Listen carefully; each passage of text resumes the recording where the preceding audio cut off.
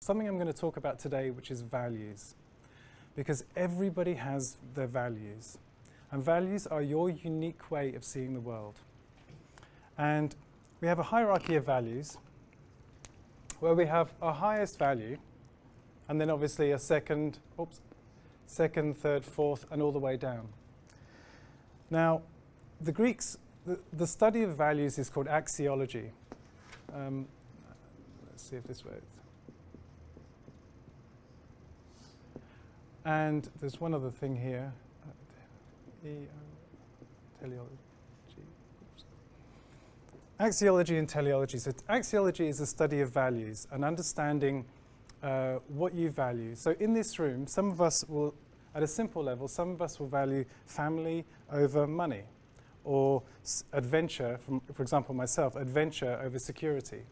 Because the amount of adventure and the amount of things that I've done in my life, if I valued security, there's no way that I would be able to do them, because I've literally been thrown in the deep end.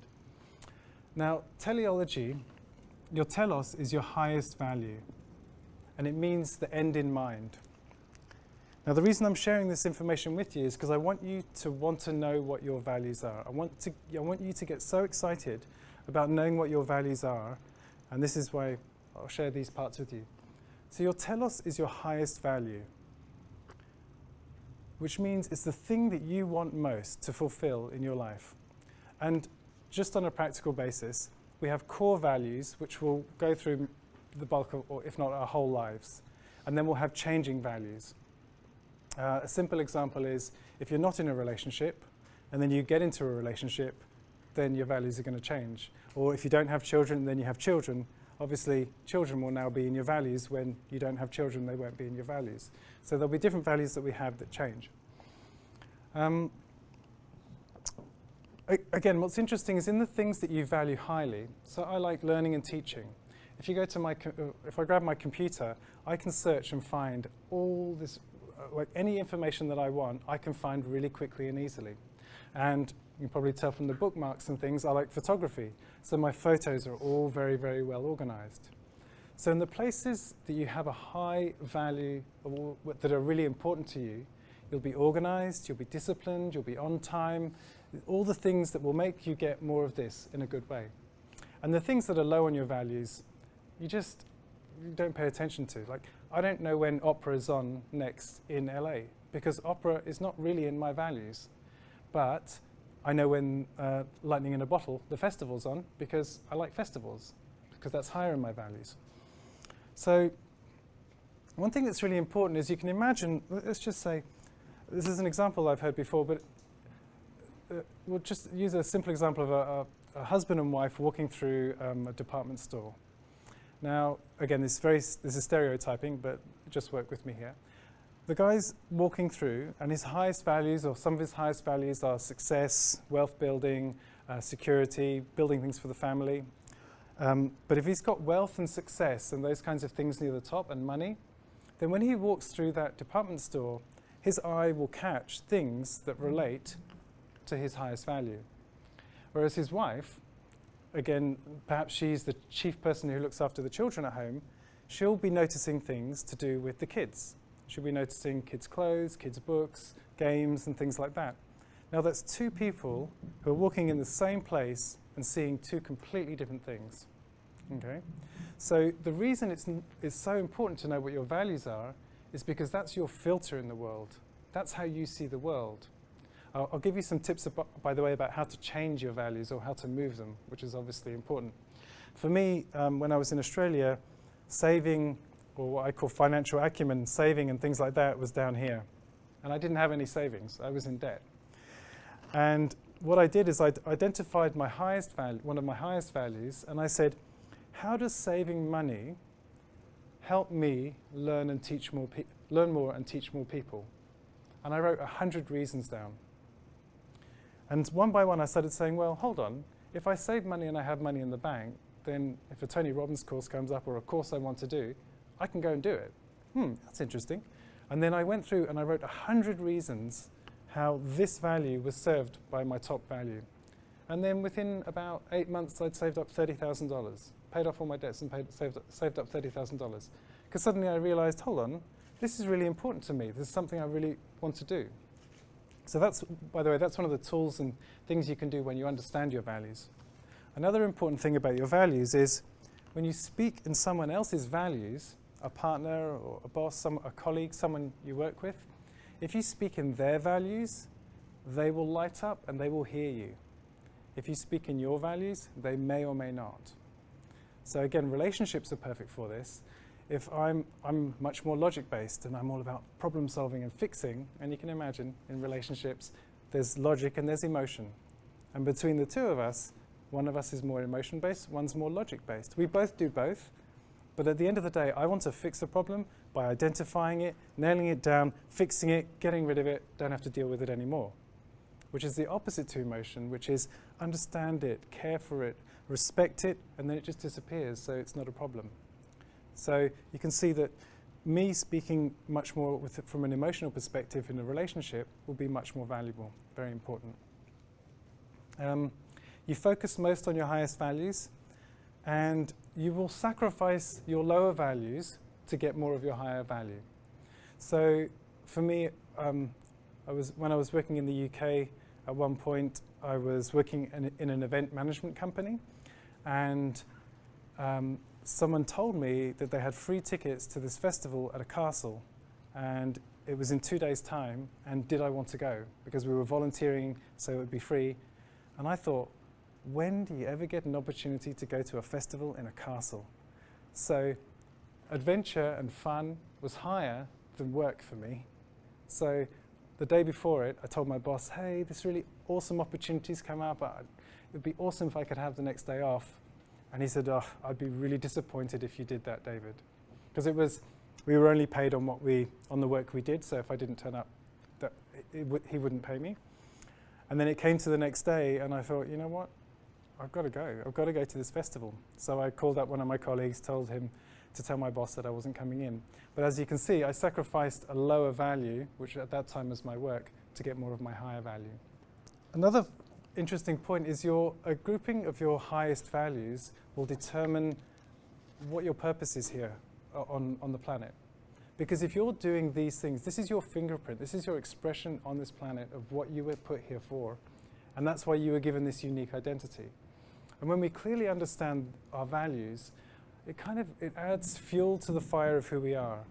And as we all know, when we see someone who's inspired and see someone who's excited about whatever it happens to be, you kind of feel excited for them, don't you? Like if you see someone, my lovely lady, she loves orchids, and I see her absolutely shine when we do anything related to orchids. We go to orchid shows, I make wooden things for her orchids and things. So for yourself, today, hopefully by the end of today, you'll have an understanding of at least your top 2 or 3 values. And by knowing that, look at that and think about your life and think about how much you're letting yourself do these things and how much you're focusing your energy on it. Because there's a lovely story I'd like to share with you about love, success, and wealth. So once upon a time, there were these 3 wise men. And they turned up at this person's house. They knocked on the door and they said, we'd like to come in and speak to the man of the house, because the wife answered. And the wife said, oh, he's not in right now, but he'll be back a bit later. So the 3 wise men stayed outside and said, oh, we'll wait for him. And then he turned up and went into the house, and he probably said to his wife, those 3 weirdos outside, like, what's going on? Anyway, she explained to him, it's success, wealth, and love. And they said that they wanted to come and have a chat with us. And is it, would you like me to bring them in? And the husband said, yeah, absolutely, go and let them all in. So the wife went back to the door and said, yeah, you guys can come in, absolutely. Husband would love to have a chat with you. And one of them said, oh, unfortunately, only one of us can come in at a time. And the wife thought, that's unusual, but I'll accept that.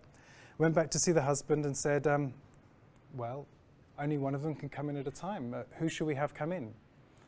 And the husband said, well, I would like wealth to come in. And the wife said, well, success would be good as well.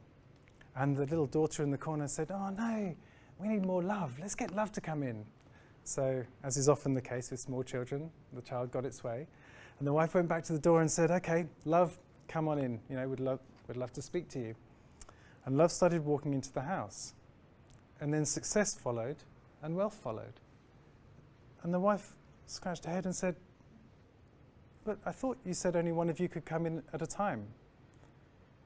And love turned around and said, well, if you'd asked for success, success would have come in. If you'd asked for wealth, wealth would have come in. But wherever love goes, success and wealth follow. So if you do what you love, success and wealth will follow. This is the idea. And these ideas are based on thousands of years of philosophers' ideas, and I can't even scratch the surface of how amazing some of this knowledge is. But if you accept that this is the case and try it on, I think you'll find that it does work. I mean, for example, for today, I made all this happen because I wanted to do it.